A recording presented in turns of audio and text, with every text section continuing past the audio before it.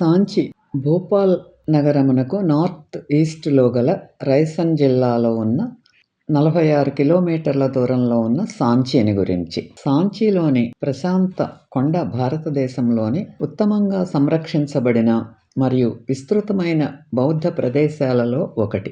క్రీస్తు పూర్వం 3వ శతాబ్దం నుండి క్రీస్తు శకం 7వ శతాబ్దం వరకు ఇది స్తూపాలు మరియు మఠాలతో కూడిన, అందువల్ల సాంచీలోని భవనాల సముదాయం 1000 సంవత్సరాలకు పైగా విస్తరించి ఉన్న వివిధ కాలాల్లో బౌద్ధ కళ అభివృద్ధిని చూపిస్తుంది. అశోక చక్రవర్తి స్థాపించిన సాంచి తరువాతి రాజవంశాల పాలనలలో అభివృద్ధి చెందింది. దీనికి ప్రధానంగా విదిశా ధనిక వ్యాపారుల ఉదార పోషణ ద్వారా ఇది జరిగింది. 14వ శతాబ్దం నాటికి భారతదేశంలో బౌద్ధ మతం క్షీణిస్తోంది మరియు సాంచి నిర్జనమై సగం మర్చిపోయింది. 1818లో బెంగాల్ ఆశ్విక దళానికి చెందిన చేశాడు. 1912 మరియు 1919 మధ్య దీనిని సర్ జాన్ మార్షల్ ఆధ్వర్యంలో 1889లో యునెస్కో చే లేజ్ సైట్ సాంచి భవనాలలో ఎక్కువ భాగం 91 కిలోమీటర్లు అనగా 299 అడుగులు కొండ పైభాగంలో ఉన్న ఒక ఆవరణలో ఉన్నాయి. దీనికి గ్రేట్ స్తూపం మరియు దానికి 4 అద్భుతమైన ద్వారాలు ఉన్నాయి. సమీపంలో దాని ఉత్తరాన చిన్న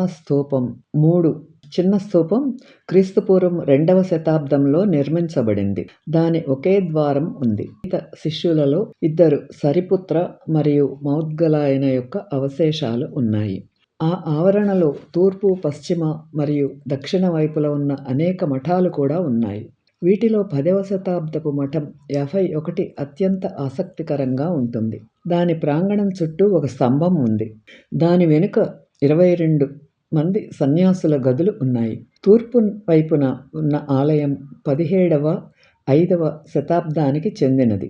2 తలల సింహాలచే అధిగమించబడిన స్తంభాలతో కూడిన చదునైన పైకప్పు గల నిర్మాణం.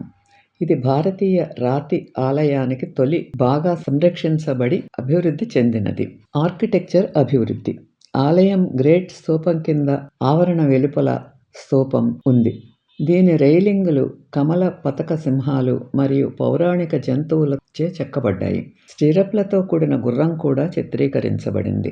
రెండోది బహుశా వాటి తొలి ఉపయోగాలతో సమకాలీనమైనది. గ్రేట్ స్తూపం యొక్క దక్షిణ ద్వారం దగ్గర అశోక స్తంభం యొక్క విరిగిన షాఫ్ట్ ఉంది. ఈ వీడియో మీకు నచ్చితే లైక్ చేసి, షేర్ చేసి, సబ్స్క్రైబ్ చేయండి.